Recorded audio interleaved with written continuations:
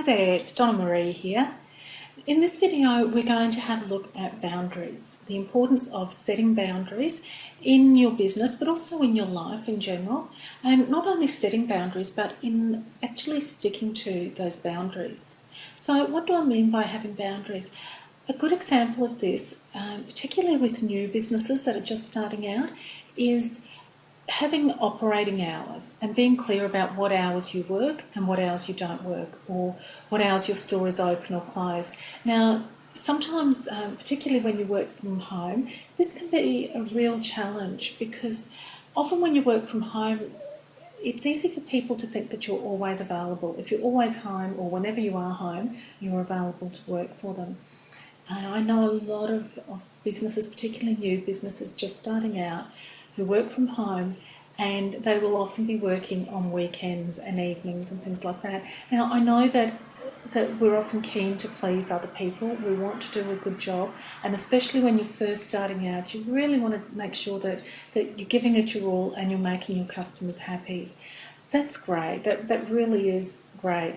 But what tends to happen is without these boundaries, it's so easy for people to sometimes to take you for granted, but also just to not be clear on when you do work. And because you're always working of a weekend or of an evening, whenever they want something done, you drop everything and do it for them. People become used to that and they start to accept that as the norm.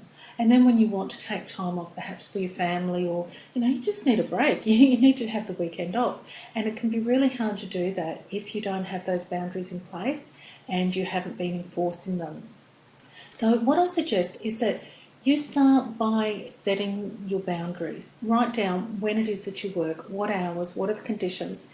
Will you work of a weekend or outside of those hours if someone specifically asks you to? And if so, will you charge more for it? Now, that's usually quite acceptable. If someone wants a rush job or they particularly want you to work of a weekend, don't feel bad about charging them extra for that service if that's not something that you offer as a standard service.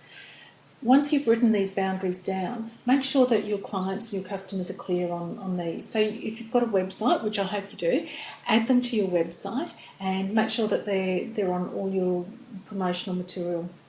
And make sure that you let people know that these are your hours of service, whatever your boundaries are. Other things might be things like, again, if you're a home-based business, do you have clients come and visit you in your home? If so, that's fine. There are other considerations here. You may need to make sure that your insurance covers you for having business clients in your home. That's another issue altogether. We'll cover that another time. But if you decide that you're not going to allow clients to visit you at home, perhaps you offer a mobile service, or maybe you work from the markets normally, you've got a market stall or something like that, or maybe you've got an online business and there's no need for people to come to your home. Whatever the situation, make sure that you know what your boundaries are and stick to them. Don't go breaking them, because once you do, it makes it harder to get things back in line. Now, I know I used to work weekends quite standard. If someone wanted work doing or sent me an email of a weekend, I was happy to reply to it if I was there, and quite often I was at the computer and working of a weekend. The thing is, people come to expect that of you, and when I wanted to spend a weekend with my family, or I needed a break, which is a good idea to do, people were still emailing me and I would feel obliged to be trying to service them of a weekend as well. Once I put my boundaries in place and I said, these are my hours of work, I don't reply to business emails of a weekend, people just accepted that and they were fine. And in fact, people stopped emailing me off a weekend. They would leave it till Monday morning, or they might send an email and say, I know it's a weekend, please ignore this until Monday, something like that. So it's up to you to set your boundaries, to be clear on those, to know what they are. If you don't know what your boundaries are, then how is anyone else going to know? And don't be too shy about sticking to them and enforcing those boundaries. It really is good for everyone. It helps your customers to know what's expected and where they stand, and it helps you so that you're not going to end up having a breakdown because you're working 24/7, or because you're pushing yourself beyond your limits to help others because you feel obliged to. Did Did you like this video?